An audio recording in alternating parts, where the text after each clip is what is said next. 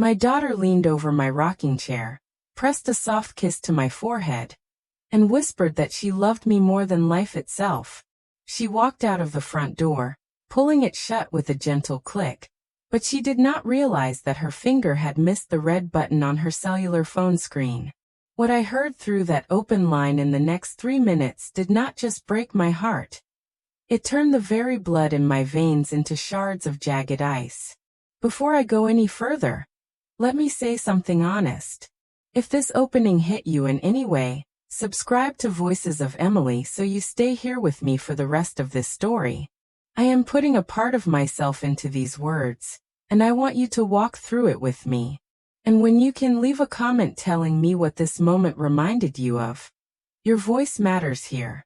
Then tap the like button so this story reaches someone who might need it more than we know. My name is Hattie Mae. I am 69 years old, and I have lived in this peach-colored house on the edge of Savannah for 42 of those years. This house has seen every season of my life. It saw the day my husband, Otis, carried me over the threshold with a laugh that shook the window panes. It saw the day we brought our daughter, Keisha, home in a bundle of pink lace. It saw the day Otis took his final breath in our walnut four-poster bed, leaving me with nothing but memories and a savings account we had built penny by painful penny. For the past 6 months, I had started to believe that the house was also going to see my mind slip away into the shadows. I was feeling a heavy, gray fog settling over my brain. I would stand in the middle of the kitchen, holding a wooden spoon, and have no earthly idea if I was making gumbo or just staring at the wall. My legs felt like they were made of lead, and my thoughts moved like molasses in January. "It is just your age, Mama," Keisha would tell me as she sat at my small kitchen table. She would reach into her designer handbag and pull out a small amber bottle. Marcus found these special nerve vitamins at the high-end health store. They are supposed to help with the memory lapses. You have to take them every single morning with your tea. Marcus was my son-in-law, a man with a smile that never quite reached his eyes and shoes that cost more than my first car. I never did take a liking to him, but Keisha worshipped the ground he walked on. If Marcus said the sun was purple, Keisha would start looking for a grape-colored sky. I trusted my daughter, so I swallowed those bitter little white pills every day. I swallowed them because I was terrified of becoming a burden. Have you ever felt the cold finger of fear dancing down your spine at the thought of losing your own history? That Tuesday morning, the sun was streaming through the lace curtains, highlighting the dust motes dancing in the air. Keisha had come by for our usual visit. She made me a cup of peppermint tea, watched me swallow the pill, and told me she would see me on Friday for my doctor appointment. She left her phone on the counter while she put on her coat, and when she grabbed it and walked out, I heard the faint bloop of a connection that had not been severed. I picked up the device, intending to call out to her, but the sound of Marcus's voice coming through the speaker stopped me dead in my tracks. "Did the old bird take the sweetness?" he asked, his voice dripping with a cruel kind of amusement.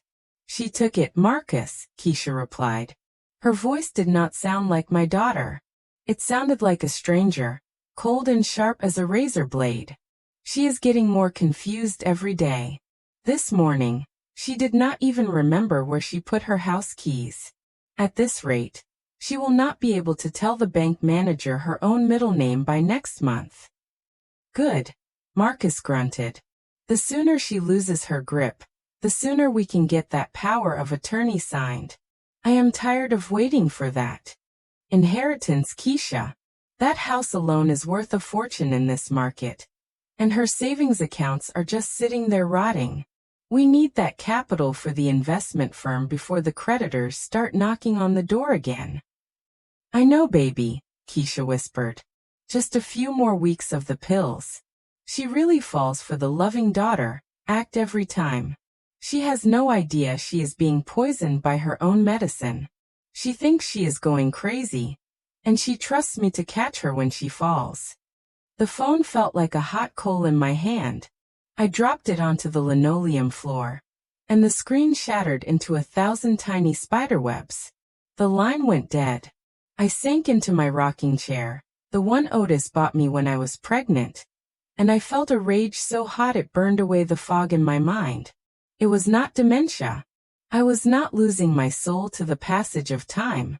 I was being systematically dismantled by the child I had bled for, prayed for, and sacrificed for. They had made one fatal mistake, though. They forgot who Hattie Mae was before she became a grandmother. They forgot about the woman who worked 3 jobs to put Keisha through university. They forgot about the woman who stood up to the bank when they tried to take this land 40 years ago. They underestimated the strength of a woman who has nothing left to lose but her dignity. I sat in that chair for 2 hours, watching the shadows grow long across the floorboards. I did not cry. I did not scream. I listened to the silence of the house, and I began to weave a web of my own. If they wanted to play a game of shadows, I would show them that I was the queen of the dark. My first call was not to the police. I knew how that would go. A confused old woman claiming her daughter was drugging her? They would look at my medical records, see the notes about my declining memory, and they would hand me right back over to Keisha's loving care. No, I needed proof, and I needed to protect my life's work. I called Miss Ruby. Ruby had been my best friend since we were both girls in Sunday school.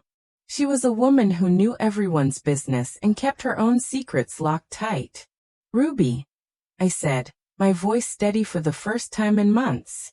I need you to come over. And I need you to bring your nephew, Cedric. Cedric was a high-level manager at the First Savannah Bank. He was a good man, a man who remembered the cookies I used to bake for him when he was a boy. When they arrived 30 minutes later, I told them everything. I showed them the amber bottle of pills. I told them about the phone call. Ruby's face turned the color of a ripe beet, and Cedric's jaw went tight. We have to go to the authorities, Miss Hattie, Cedric said, his voice low and serious. Not yet, sugar, I replied. I need you to help me move my money. Every cent of it. I want those accounts to look like a desert in July. And Ruby, I need you to take these pills to that cousin of yours who works in the toxicology lab. I want to know exactly what they have been putting in my system. For the next 3 days, I played the finest role of my life. When Keisha came by, I acted even more confused. I let my hair go messy. I forgot to turn off the water in the sink. I watched the predatory light in Marcus's eyes grow brighter every time I stumbled over a word. Mama, Keisha said on Thursday evening, sliding a stack of legal documents across the table. Marcus and I were thinking, to keep you safe from scammers, you should let us handle the heavy lifting with the bank. If you just sign these papers, we can make sure your bills are paid and your taxes are handled. It will take all the stress off your poor mind. I looked at the papers. It was a total transfer of power.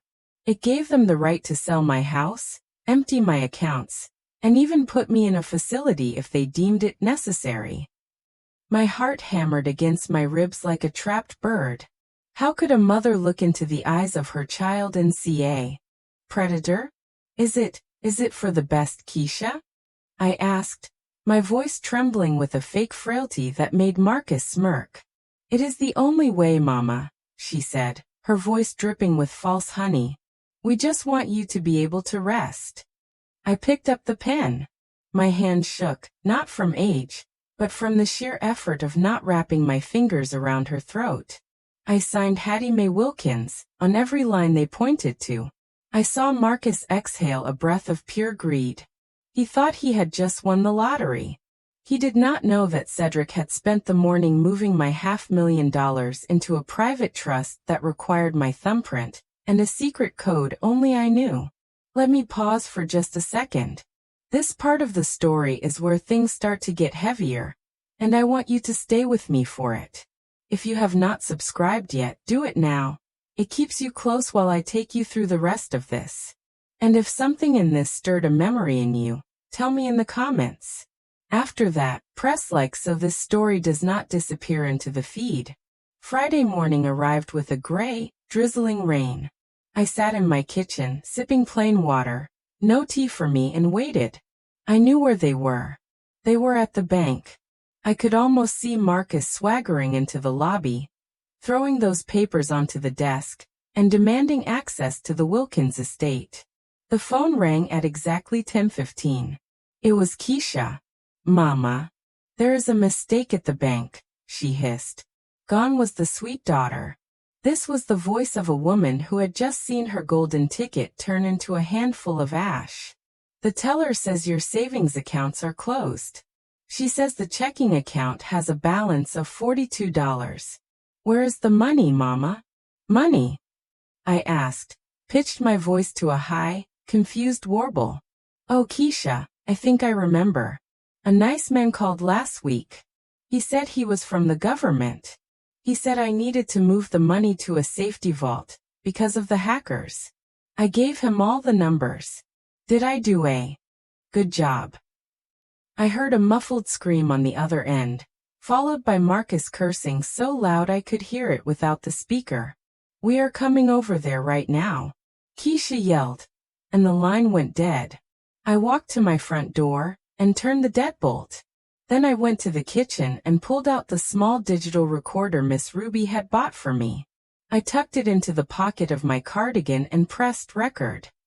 I also turned on the nanny camera Cedric had hidden inside the silk flower arrangement on the hutch. 10 minutes later, tires screeched in my driveway. The front door groaned under the weight of Marcus's fist. "Hattie, open this door," he roared. I waited. I let them simmer in their own panic. When I finally opened the door, Marcus pushed past me so hard I stumbled. Keisha was right behind him, her face twisted in a mask of fury. "What man, Hattie? What man did you talk to?" Marcus grabbed my shoulders, his fingers digging into my old bones. "You had $500,000 in those accounts. Where did you send it?" "I do not remember," I whimpered, shrinking back. "He said he was helping me. Like you are helping me." "You stupid old woman," Marcus screamed. He turned to Keisha. "I told you we should have moved faster." The pills were supposed to make her compliant, not a total vegetable who gives away the bankroll to a random scammer. Keisha did not defend me.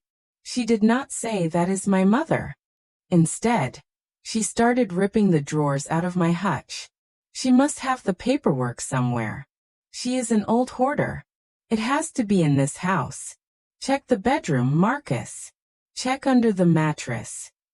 I watched them. I watched my only child tear my home apart. She threw my wedding china on the floor, and it shattered into white jagged teeth. She ripped the photographs of her own childhood out of their frames, looking for hidden account numbers. Have you ever realized that the person you would take a bullet for is the one holding the gun? There is nothing here. Marcus yelled from the back of the house. I heard the sound of my walnut bed being overturned. "Hattie, listen to me. If you do not tell us where that money is, we are going to sign the papers to put you in the state asylum today. Do you hear me? You will spend the rest of your days in a padded room with people who do not know their own names." I looked at Keisha. "Would you let him do that, baby? Would you let them take me away from my roses?" Keisha looked at me, and for a second, I saw a flicker of the little girl I used to tuck in at night. But then she looked at Marcus, and the ice returned. "If the money is gone, Mama, we cannot afford to keep this house. You have to go somewhere. Just tell us where you sent the wire transfer, and maybe we can fix it." "I did not send a wire transfer," I said. My voice had changed. The warble was gone. The shakiness was gone. I stood up straight, my spine as stiff as an oak tree. I reached into my pocket and pulled out the digital recorder. I held it up for them to see. "I did not send the money to a scammer," I said, my voice ringing through the wreckage of my kitchen. "I sent it to a trust. And the trust is managed by a law firm that specializes in elder abuse. They have a copy of the toxicology report from the pills you have been feeding me, Marcus. It turns out that nerve vitamin is a heavy-duty sedative used for agitated livestock." The blood drained from Marcus's face. He looked at the recorder, then at the silk flowers where the camera was hidden. Keisha's mouth fell open, but no sound came out. I also have the recording of your phone call from Tuesday morning, I continued, stepping toward them. The one where you laughed about poisoning me. The one where you called me an old bird, and talked about your creditors. Mama, wait. Keisha started, her hands shaking. Do not mama me, I snapped. You stopped being my daughter the moment you let this man put poison in my tea. You stopped being my daughter when you decided my life was worth less than a luxury car and a bigger house. Marcus tried to lung for the recorder, but the front door burst open. Miss Ruby was there, and she was not alone. 2 police officers, friends of Cedric's, stepped into the room. We heard enough on the patch through Miss Hattie, one of the officers said. He looked at Marcus with pure disgust. Hands behind your back, pal. As the handcuffs clicked shut on Marcus, he started shouting that I was crazy, that I had staged the whole thing. But Keisha just sank to the floor amidst the broken shards of my china and wept. I did not go to her. I did not comfort her. I stood by my window and watched the rain wash the dust off the rosebushes Otis had planted so long ago. The legal battle that followed was grueling, but I was prepared. The evidence was ironclad. Marcus was sentenced to 10 years for elder abuse and financial fraud. It turned out he had been doing this to other seniors in the county for years, a regular parasite of the elderly. Keisha received a suspended sentence and 5 years of probation, mostly because I refused to testify fully against my own flesh and blood. But the real sentence was the silence. I changed the locks on the peach-colored house. I changed my will. I left everything, the house, the savings, the memories, to a foundation that builds safe housing for seniors who have been discarded by their families. I kept just enough to live out my days in peace with Miss Ruby. Sometimes, late at night, I look at the phone and wonder if it will ring. I wonder if Keisha will ever truly realize what she threw away. But then I remember the coldness in her voice on that recorded line. And I realize that the daughter I loved died a long time ago. I am not lonely though. I have my dignity. I have my mind. And I have the truth. The most dangerous person is the one who watches in silence. Family is not always blood. Sometimes it is the ones who stay. Before I close this story, let me say this. Telling stories like this takes something out of me. And if you found any meaning in it, subscribe to Voices of Emily, so we stay connected for the next one. Then share a comment with your thoughts or your experience. I read every one because your perspective matters more than you think.